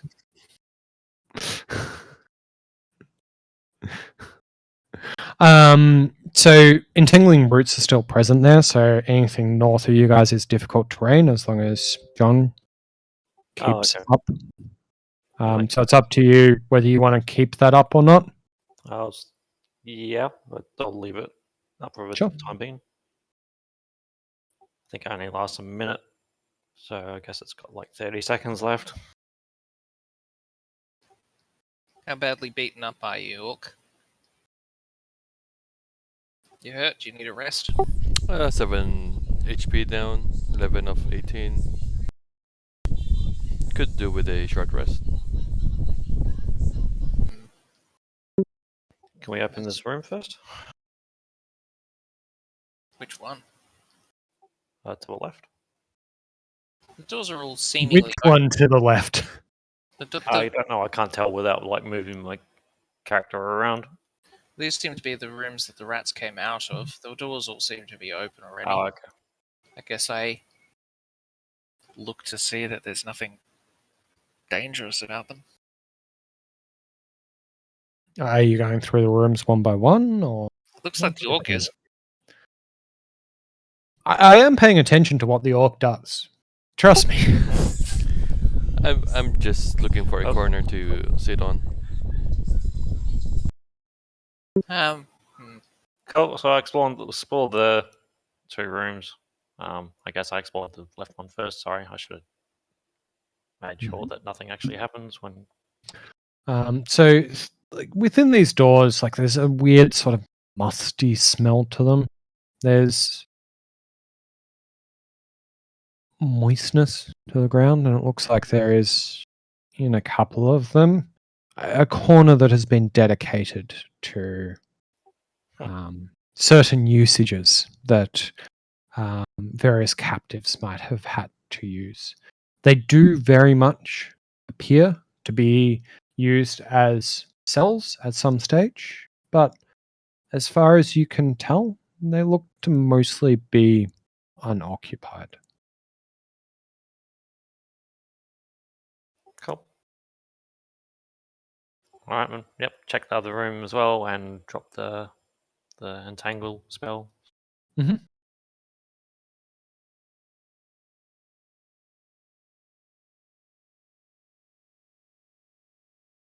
So you guys going to sit in a cell to take the short rest, or how do you want to do it? Can we just debate if we really need a short rest? Can't we just be front line next fight? All right. Well, Yeah, sure. Drag the orc along. I don't think he actually wanted a short rest. Hmm. Oh, okay. I mean, it's fine either way. Don't mind. Might stop him from running off ahead. HP is a resource. I might have to take a short break in a sec to have a phone call with the wife, as I think she's going to bed for the night, Oh, which is surprising. she's already in Australia? Yeah. Yeah. They flew yesterday, right? Yeah, last night. So they landed this morning. Seems that she didn't sleep well on the plane. And yeah, it's 8:30 there, and she's talking about sleeping soon. She only just had a nap, so I'm very surprised and concerned. So might just be a case where I take a break and make sure she You can do that sleeps. now or whenever you want. I'm just seeing if she's ready for a call now or not. It was very sudden. I had no warning. Happens. It's no problem. Can go organise dinner while you're doing that. Yeah. I've got stuff to do. I can take a shower and stuff. It's fine. Yep. Okay. So, do you guys mind taking a 23-minute break? Sure. Yep. Okay. All right. See you in a bit. See ya.